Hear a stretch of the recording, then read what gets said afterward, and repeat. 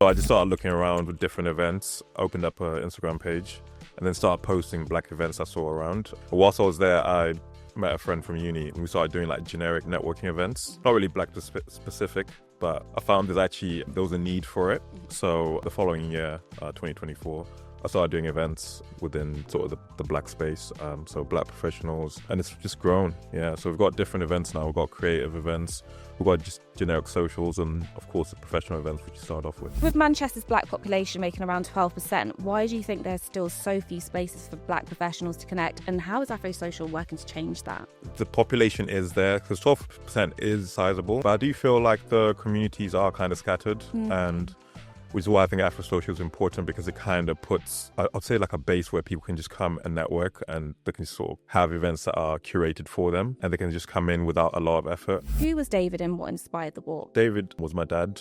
He passed away, unfortunately. I wanted to do something for him in his memorial, April 2024. But I think it was a bit too heavy at the time. It was a bit too early. But now finally doing something for him. A lot of people from the Afrosocial community said they want to come along. So we ended up just booking a whole coach of 40 people. So it's going to be like a big event. And yeah, it's good to show that like once you have like a community, like people will support you, vice versa. So they appreciate me putting on the events. So they want to come along and, support me as well. What changes or initiatives do you think could be implemented in the coming years to kind of create more inclusive and thriving spaces? I do think they need to do things that are kind of larger in scale. Obviously, Afrosocial is nice and good, but I think some of the things I see in London, like Black Tech Fest, events of that scale, that are black specific, I think there's more than enough people in Manchester and in the surrounding areas like Liverpool, Leeds, that would come to that event.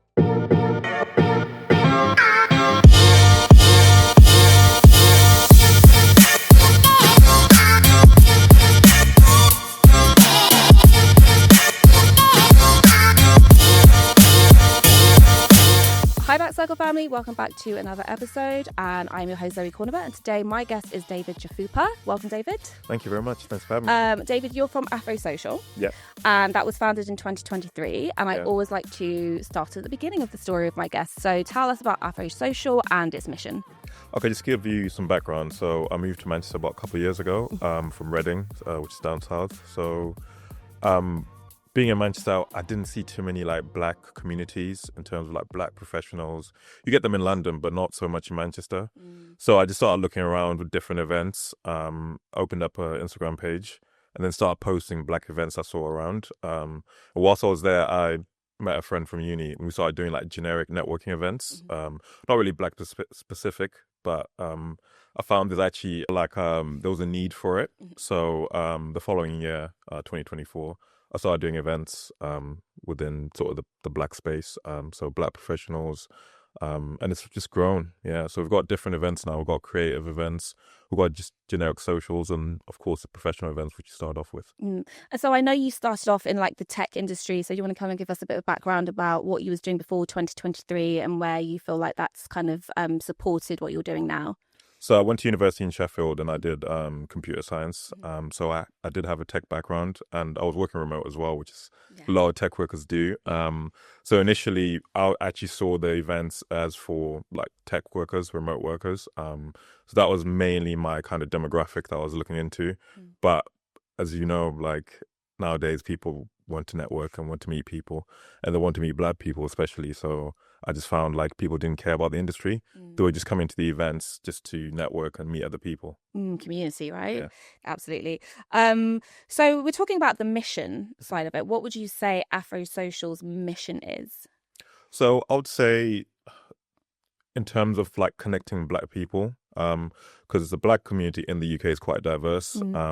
There's Caribbeans, and within Caribbeans there's different countries, and Africans there's different countries, there's North, the South, different cultures. But I do feel like the black experience is quite similar in terms of what we deal with. Even when I speak to people, regardless of where they're from, whether they've been here generations or they just came here recently, it's a similar experience. So the mission behind it is connecting people and helping them socially, professionally, and I don't know, sometimes even relationship-wise, people meet through these events. So it's about building a community. I'd say, yeah. Yeah.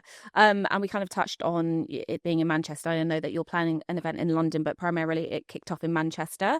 So with Manchester's black population making around 12%, why do you think there's still so few spaces for black professionals to connect? And how is Afrosocial working to change that? Yeah, I was surprised as well because they see Manchester as like the London of the North.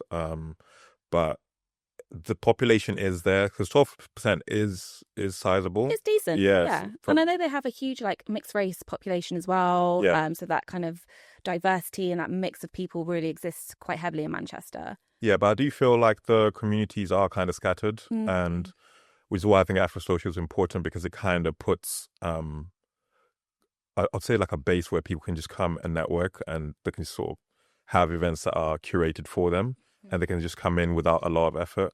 I find a lot of times in the black community, it's mainly centered around maybe a religious institution like a church or an ethnic background, basically. So I just feel like having something that's a bit more in the middle helps people to come in and network without any sort of issues and no agendas, really. So, okay, so say if like I've signed up and coming to my first Afrosocial, like what can I expect? What you can expect is, so the first ones were a bit, I'm going to say disorganized, but I'm going to say that I didn't... Figuring it out. Yeah, I was figuring it out. So the kind of the user experience wasn't there. So now when you come in, you get greeted by one of our hosts. So usually they check your ticket, but it's not like they're checking your ticket at a train station. Yeah. They actually want to make a conversation with you, find out where you're from, especially if you've come alone. So if you've come alone, we usually have the host kind of introduce you to people. So the host kind of works around the room, finds out similarities, like where someone's from, what someone studies, what kind of job they do. And if you're a lawyer, they'll introduce you to another lawyer. If you're in tech, they introduce someone in tech. So it kind of makes someone not feel as anxious about coming in. And it's very daunting when you walk into an event and you're looking around and you're just like, do I go and grab a drink? Do I go to the toilet? Oh, I don't know what's going on. So we're trying to get that bit out of the experience of someone coming in. Yeah, so it sounds like there's a real kind of quality and thought behind the networks that you're trying to build with the people that attend, which is very intentional, which is good. Yeah. So how has the Black Northern experience, shaped by both local culture and the wider African diaspora, influenced the way communities connect and thrive today? I would say it's culturally different. I found black people up north. I would find they're a bit more within the sort of groups or cultural groups, whereas I feel like London's a bit more of like a melting pot. So people tend to like mix more. But I found in Manchester, people kind of stick to their demographics, including where they even like go to church. But I found over time it's changing now. I find more people moving in from different parts of the UK, and they're bringing their own sort of culture to Manchester. So I could even include myself really with Afrosocial. So I find the two merged together is actually quite good because you still get like people who are coming from outside the UK, who can kind of join these cultural groups, but also get the experience of a wider group of what's going on in the UK as well. Definitely. And then just that kind of like digital debate, just going back to that, it's become quite isolating, even though it's social media and it's meant to make us more social. Kind of what's your view on, I guess, the way that we're moving out of community and more digitally? Like, what would you say? I know like Afrosocial is kind of the remedy to that, but kind of what's your view on just how that digital space is existing today, and maybe what the harm it's doing, or if it's doing any good, like for both arguments. Yeah, I'm a bit conflicted on this one, so I'm not going to be on the fence, but I found like I'm very pro like in-person contact, but I do think the digital side is a really good funnel to get people into our events. But I have found that sometimes it's a bit disconnected because our social platforms, we see crazy numbers, and then when we do an event, like even people that are engaging on the social platforms don't usually show up. And then some people who don't really talk on there at all always come to the events. So I think it's person by person. Personally, I would advise more people to engage both sides, especially when you come to an event and you don't get someone's information. I know some people are a bit apprehensive, but stuff like LinkedIn, I think that's socially acceptable as a professional platform. I do think people need to follow up more because they'll have good conversations. They're like, oh, should I get in touch with that person or should I do this? But I think when you put the two together, it usually works. But I think one or the other doesn't really work for me because I just find nowadays you can't get away from digital and you can't get away from in-person contact as well. So yeah, they're kind of intrinsically linked at the moment. And you made an interesting point about so you can come to these in-person meetings, but then you still need to follow up digitally. So it's still, you still have to maintain that network on and off, kind of like that digital space. So I want to kind of go on now to David's walk, and that's happening in May, which is quite a personal story for you. So who was David and what inspired the walk? So David was my dad. He passed away, unfortunately, in April 2023. So I wanted to do something for him in his memorial on April 2024, but I think it was a bit too heavy at the time. It was a bit too early. But now finally doing something for him in terms of the education space. So myself and my sister, because our dad was very, very big on education. He grew up in Zimbabwe, where I'm from, when it was called Rhodesia. It was kind of taken over by British settlers who never left even after independence. So they had very strict kind of, I don't say criteria. It was a way of kind of keeping black people out of certain positions. So they made the education criteria quite strict. So you had to be like a top A student to even get an education. So he managed to get an education just through scholarships. So a lot of the religious institutions. So he had to pass a lot of exams just to get from primary to secondary. And then he ended up getting his diploma in agriculture. So we thought the best way to do this is to do a walk. So we're going to do a walk to Snowdon on May the 17th. Originally, it was a personal journey between my sister, my cousins in Zimbabwe who are doing a similar walk, a similar distance. Oh, so they'll be reflecting that walk, but in Zimbabwe. Yeah. On the same day. Yeah, it will be the same weekend. Okay. They'll have better weather though. Yeah. But, it'll be the same weekend, and basically all the money proceeds we get from it, we're going to give it to different children who are struggling in the rural areas where my dad grew up. I didn't grow up there personally, but where my dad grew up, where there's not much in terms of like economic activity and not much in terms of social mobility. So yeah, it's something that's really dear to my heart. And I found when I put up the post looking for, in terms of like donations, a lot of people from the Afrosocial community said they want to come along. So we ended up just booking a whole coach of 40 people.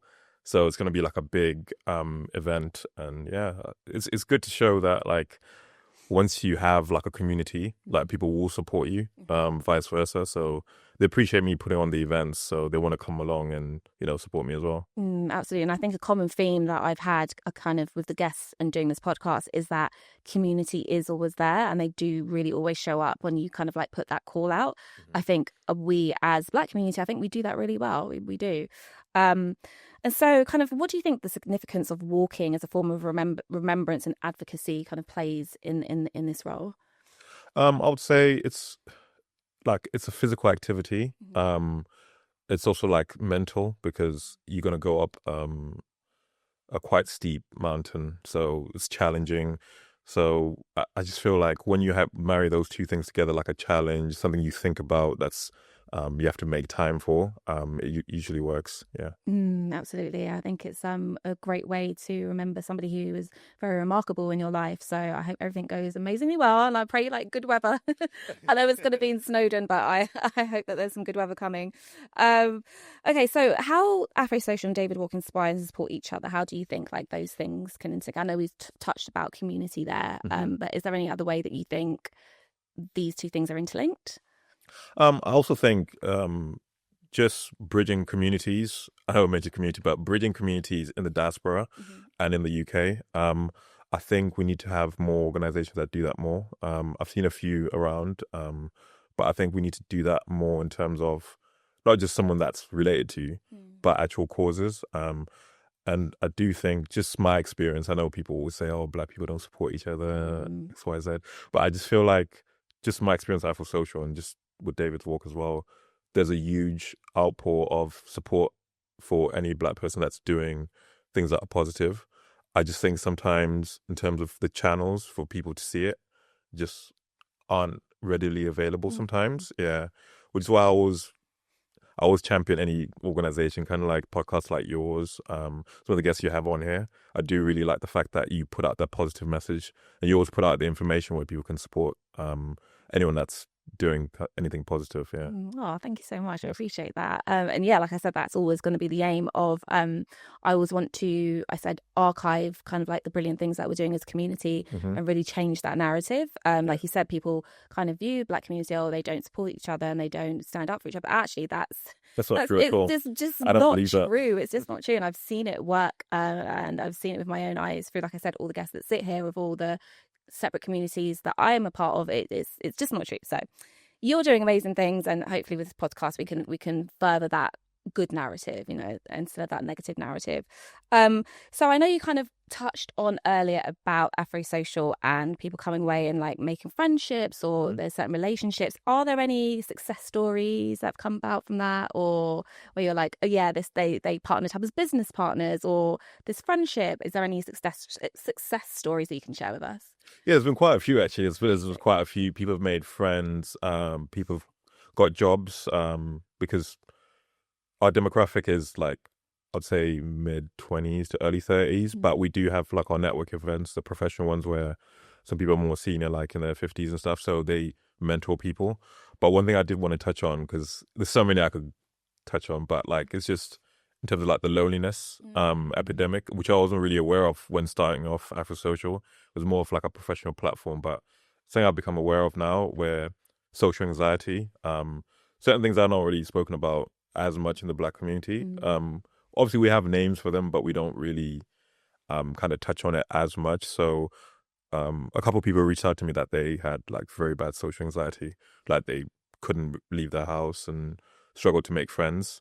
And it really touched me that they actually came to our event. Nice. And through the way we speak to them with the hosts, following up on WhatsApp, on all the groups, they've actually come out of their shell, which I wasn't really aware of, because the people that told me that they had social anxiety are the ones that are actually the most social, the most loud. So yeah, it is quite good to see when because getting a job, stuff like that.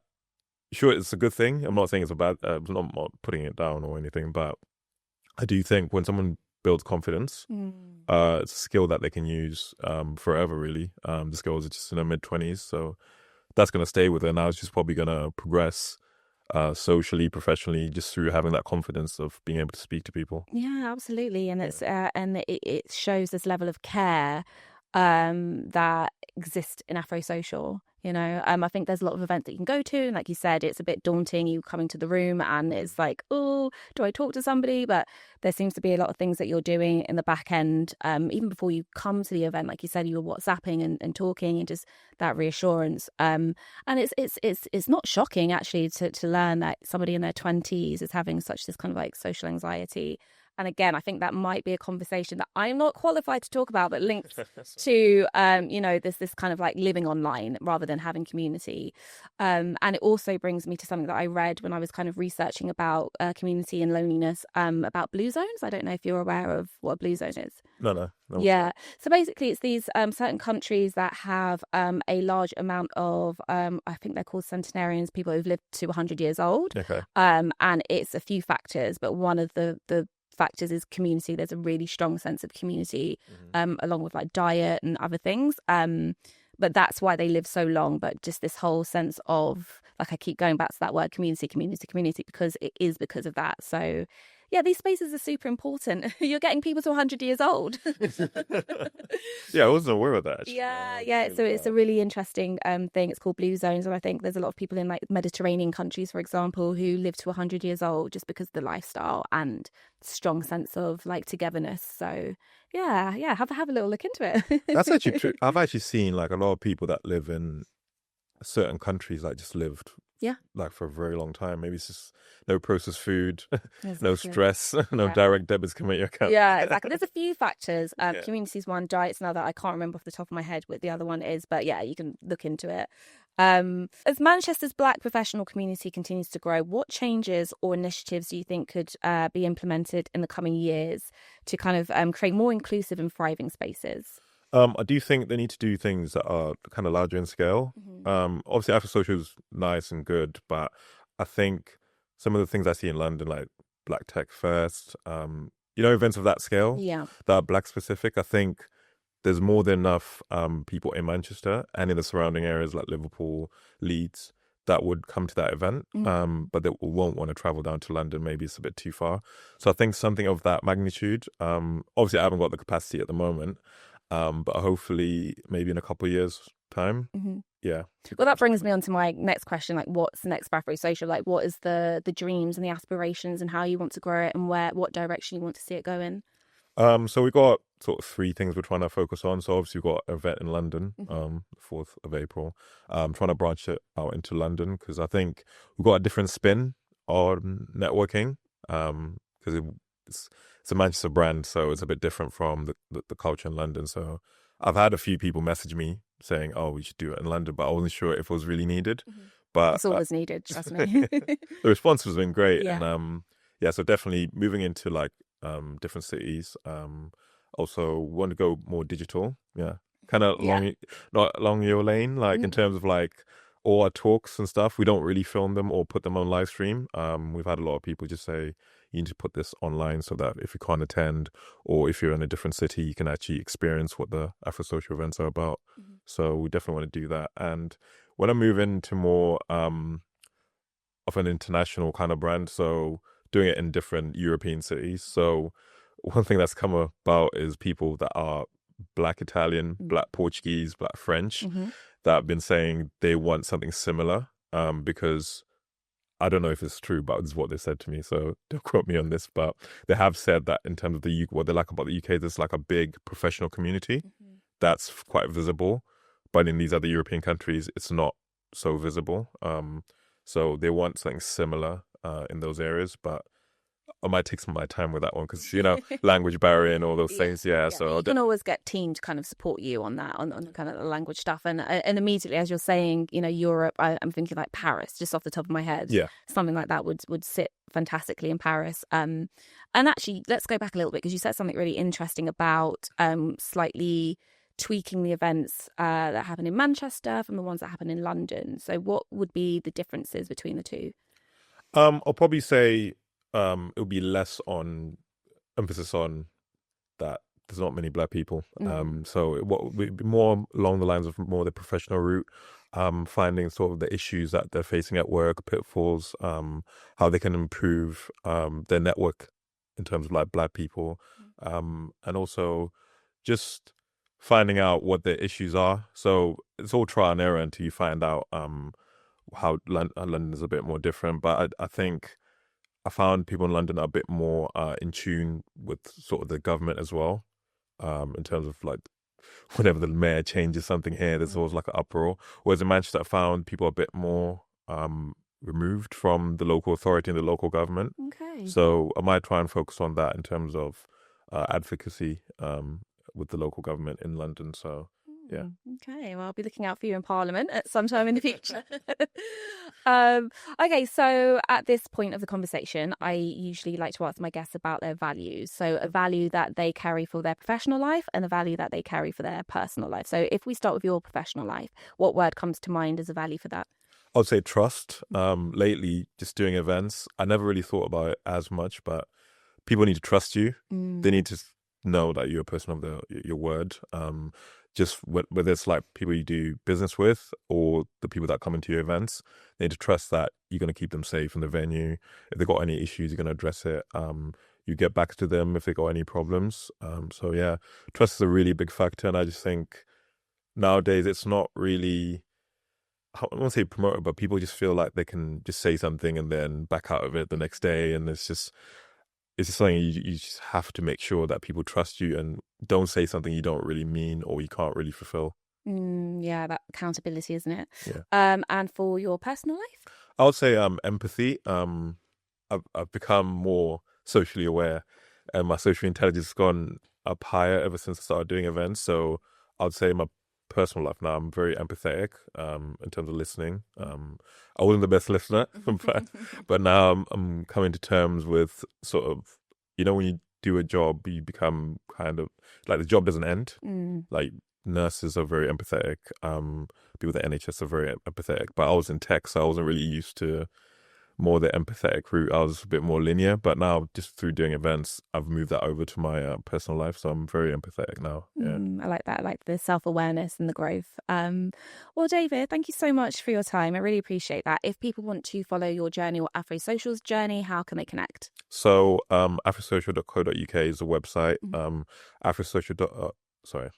Afrosocial MCR is the Instagram. So we post all our events on the website and on the Instagram. So yeah.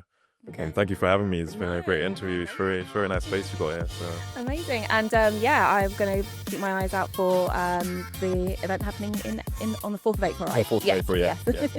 Okay, well, thank you so much once again for joining us. And guys, thank you again for tuning in. And if you've liked today's episode, please do subscribe or share or like and spread the word. Thank you so much. Take care.